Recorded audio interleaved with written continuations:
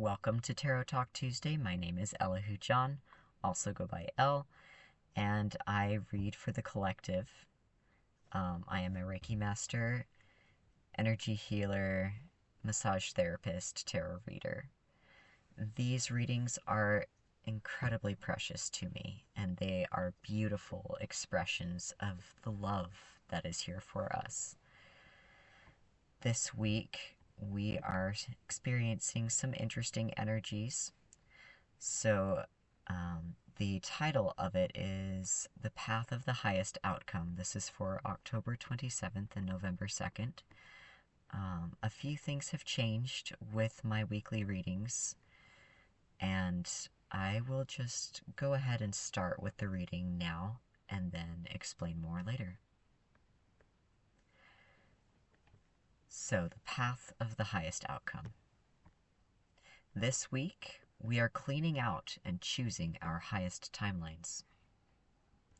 These timelines have the feeling of synergy, which is a product of all the parts working together as a whole. Infighting between parts leaves no room for synergy. It's time to leave competition mindset and other aspects of unhealed separation or ego behind. Our timelines are shifting rapidly, so rapidly in fact that by the time we finish predicting them, a better timeline set will have replaced the ones we were looking into. I see looking at timelines as reading the map and plotting a course ahead. The map predicts a possible future based on the info given when it was created, but every map becomes obsolete immediately after it is made, because our world is constantly shifting. Rivers change course, people grow older, and natural weather patterns erode mountains. Our navigation relies on our ability to adapt to accommodate new information. Give yourself permission to go with the flow and stop worrying about being right. Choose the best option available and watch better options come into view as you go higher. Choosing the best option you had at the time was and will always be right, even if you choose something else the next moment. Your personal commitment isn't to any particular timeline, story, or outcome, so there is no need to take on the shame of being flitty. Rather, your overarching commitment is to your highest good and the fulfillment of your divine purpose. Loyalty to any one tool or path is like feeling bad for leaving one stepping stone to access the next one. You don't live forever on a stepping stone. You live in your energy in this moment. Bless the stepping stone and leave it behind. Energy levels may be sporadic or fluctuate in unexpected ways this week, which has been a trend already. Ascension symptoms may force you to take it slower.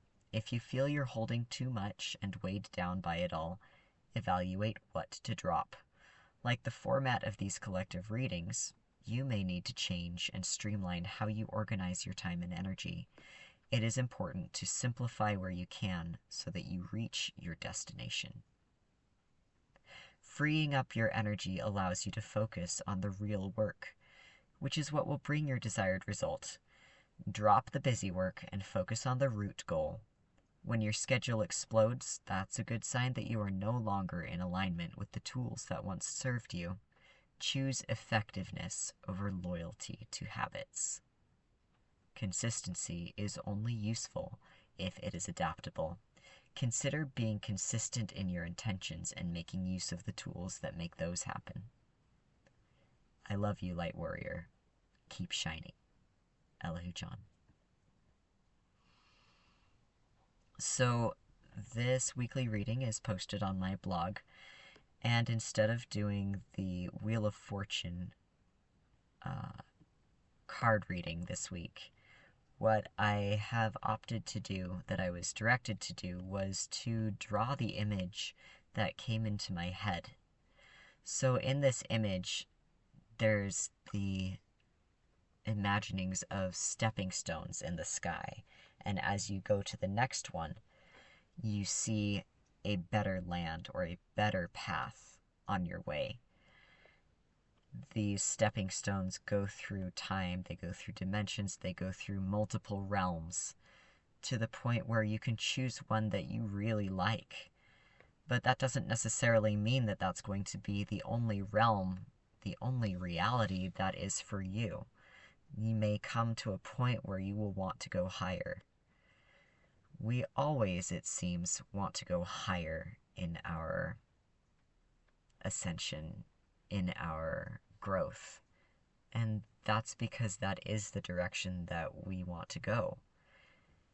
But we can't reach that highest reality without going through several different steps of realities and adjusting to them. So that is the image that came to me this week, and it has come to me before, but I never wrote it down. Part of my goal with showing up for my collective and showing up for myself is to practice and to teach the art of bringing your intuition into the real world. It's not necessarily that you're bringing your intuition into the real world just with manifesting things. The important tool that has been so useful and that I have been guided to offer is the ability to write it down on paper, to put it into words, to put it into pictures that you can share. So that is what we are doing going forward. This may change again, or it may stay this way for a while, but I think it's a step forward, and it was time to step away from the tarot cards and to step further into the actual message. So I did not ask anyone for requests to read personal tarot cards this week. I've had a lot of shifting going on, as is probably evident in the way that the reading came about. I'm just happy to be consistent, but I would like to do a general reading for those who are watching.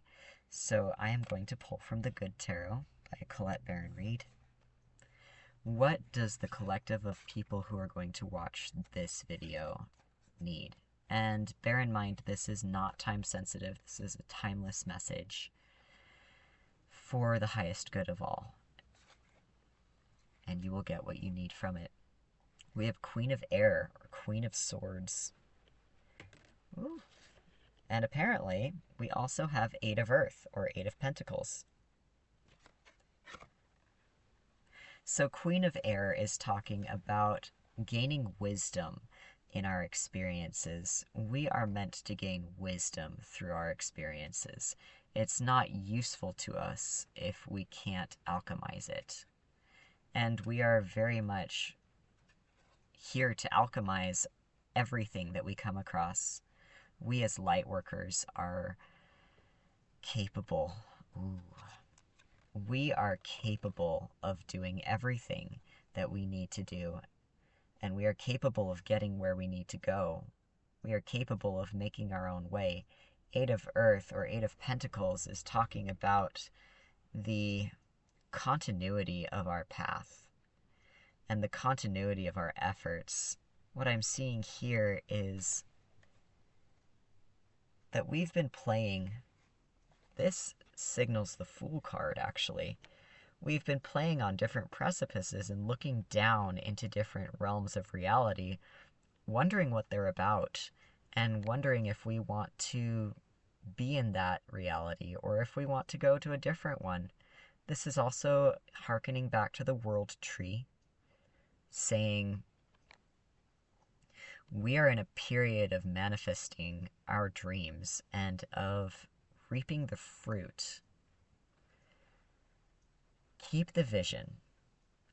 Keep the goal that you have in mind, and keep believing that it's valuable, and keep reigniting your joy in it, because reigniting your joy in it is going to make all of the pain balance out.